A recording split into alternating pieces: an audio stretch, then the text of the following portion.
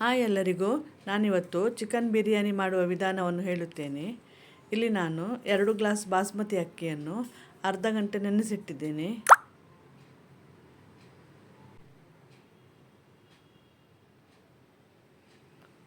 ನೀರು ಕುದಿ ಬಂದ ನಂತರ ಇದಕ್ಕೆ ಚಕ್ಕೆ, ಲವಂಗ, ಏಲಕ್ಕಿ ಮತ್ತು ಕಾಳು ಮೆಣಸನ್ನು ಹಾಕಿದ್ದೇನೆ. ಪಲಾವ್ ಎಲೆ, ಕಾಯಿಮೆಣಸು, ಸ್ವಲ್ಪ ಲಿಂಬೆ ರಸ, ಸ್ವಲ್ಪ ಎಣ್ಣೆ, ಬೇಕಾದರೆ ಸ್ವಲ್ಪ ಉಪ್ಪು ಹಾಕ್ಬೋದು. ನನಗೆ ಉಪ್ಪು ಹಾಕ್ಲಿಕ್ಕೆ ಮರ್ತು ಹೋಯಿತು.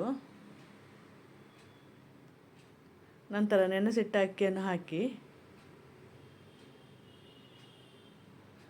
ಸ್ವಲ್ಪ ಕುದಿ ಬಂದ ನಂತರ ಗ್ಯಾಸ್ ಆಫ್ ಮಾಡಬೇಕು. ಇದೊಂದು 50% ಬೇಯಿಸಿದರೆ ಸಾಕು. 5 ನಿಮಿಷದೊಳಗೆ ಬೇಯ್ತದೆ ಇದು.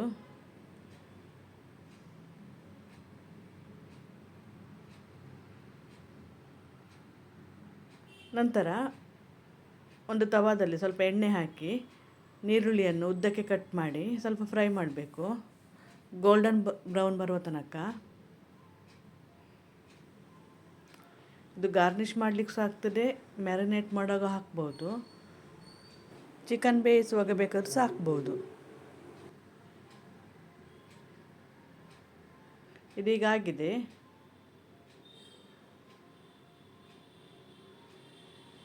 ನಂತರ ಇನ್ನೂ ಸ್ವಲ್ಪ ಕಪ್ಪಾಗ್ತದೆ. ಇದು ಸ್ವಲ್ಪ ಬೇಗನೆ ತೆಗಿಬೇಕು.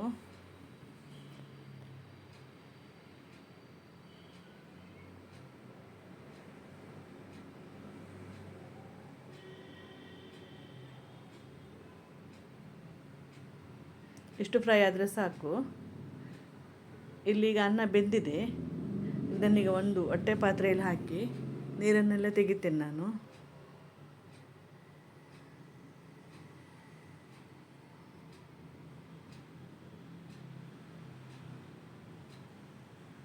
ನಂತರ 4 ನೀರುಳ್ಳಿಯನ್ನು ಕಟ್ ಮಾಡಿ ಸ್ವಲ್ಪ ಸಾಫ್ಟ್ ಆಗೋ ತನಕ ಫ್ರೈ ಮಾಡಬೇಕು. ನಂತರ ಇದಕ್ಕೆ 2 ಟೊಮೆಟೊವನ್ನು ಕಟ್ ಮಾಡಿ ಸ್ವಲ್ಪ ಫ್ರೈ ಮಾಡಿದ್ದೇನೆ. ಬೇಕಾದರೆ ಕಾಯಿಮೆಣಸು ಹಾಕ್ಬೋದು. ನಂತರ ಕಟ್ ಮಾಡಿದ ಕೊತ್ತಂಬರಿ ಸೊಪ್ಪು, ಪುದೀನ ಸೊಪ್ಪನ್ನು ಹಾಕಿ ಸ್ವಲ್ಪ ಫ್ರೈ ಮಾಡಬೇಕು. ನಂತರ ಗೇರು ಬೀಜ ಇದ್ದರೆ ದ್ರಾಕ್ಷಿ ಬೇಕಾದರೂ ಸಹ ಹಾಕ್ಬೋದು. ಇದನ್ನೆಲ್ಲ ಹಾಕಿ ಸಾಫ್ಟ್ ಮಾಡಿದ ನಂತರ ಮ್ಯಾರಿನೇಟ್ ಮಾಡಿದ ಚಿಕನನ್ನು ಹಾಕಬೇಕು. ಈಗ ಇಲ್ಲಿ ಚಿಕನ್ ಮ್ಯಾರಿನೇಷನಿಗೆ 2 ಟೀ ಸ್ಪೂನ್ ಕೊತ್ತಂಬರಿ ಹುಡಿ, 1 ಟೀ ಸ್ಪೂನ್ ಜೀರಿಗೆ ಹುಡಿ, 2 tea spoon biryani masala, 1 tea spoon ಮೆಣಸಿನ ಹುಡಿ, 1/4 ಟೀ ಸ್ಪೂನ್ ಅರಸಿನ ಹುಡಿ, ಸ್ವಲ್ಪ ಉಪ್ಪು, ಲಿಂಬೆ ರಸ, ಇದು ಅರ್ಧ ಲಿಂಬೆ ರಸ ಹಾಕಿದರೆ ಸಾಕು. 3 ಟೀ ಸ್ಪೂನ್ ಮೊಸರನ್ನು ಹಾಕಿ ಮ್ಯಾರಿನೇಟ್ ಮಾಡಿಡಬೇಕು. ಒಂದು ಅರ್ಧ ಗಂಟೆ ಆದರೂ ಮ್ಯಾರಿನೇಟ್ ಮಾಡಿಡ್ಬೋದು.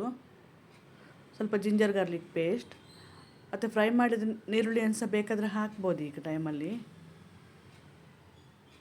ಇದೀಗ ಅರ್ಧ ಗಂಟೆ ಆಗಿದೆ. ಇದನ್ನೀಗ ನೀರುಳ್ಳಿ ಮತ್ತು ಟೊಮೆಟೊದೊಂದಿಗೆ ಮಿಕ್ಸ್ ಮಾಡಿ ಸ್ವಲ್ಪ ಬೇಯಿಸಬೇಕು. ನಾನಿಲ್ಲಿ ಬೇಯಿಸುವಾಗ ತೆಂಗಿನ ಹಾಲನ್ನು ಹಾಕಿದ್ದೇನೆ.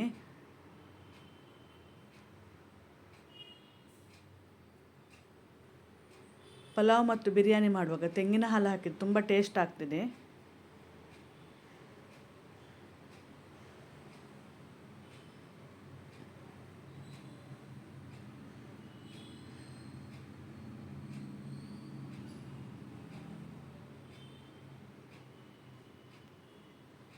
ನಂತರ ಇದಕ್ಕೆ ರುಚಿಗೆ ತಕ್ಕಷ್ಟು ಉಪ್ಪು ಹಾಕಿದ್ದೇನೆ. ಅನ್ನಕ್ಕೆ ಮತ್ತು ಚಿಕನಿಗೆ ಬೇಕಾಗುವಷ್ಟು ಉಪ್ಪನ್ನು ಈ ಟೈಮಲ್ಲೇ ಹಾಕಿ ಬಿಟ್ಟಿದ್ದೇನೆ ನಾನು.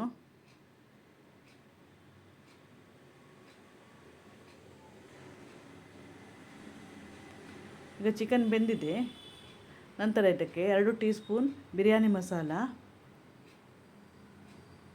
ಫ್ರೈ ಮಾಡಿದ ನೀರುಳ್ಳಿ ಇದನ್ನು ಹಾಕಿ ಸರಿ ಮಿಕ್ಸ್ ಮಾಡಿದ್ದೇನೆ.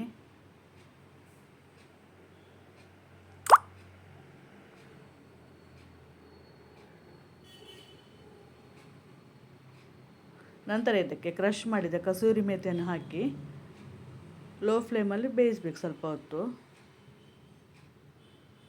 ಸ್ವಲ್ಪ ಡ್ರೈ ಆಗೋ ತನಕ ಬೇಯಿಸಿದರೆ ಸಾಕು.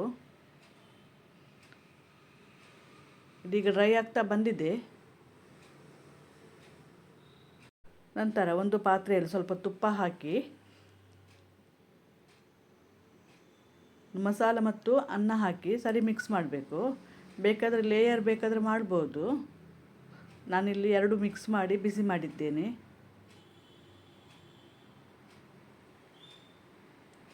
ಮಿಕ್ಸ್ ಮಾಡುವಾಗ ಸ್ವಲ್ಪ ಜಾಗ್ರತೆಯಲ್ಲಿ ಮಿಕ್ಸ್ ಮಾಡಬೇಕು, ಅನ್ನ ಕಟ್ಟಾಗಬಾರ್ದು.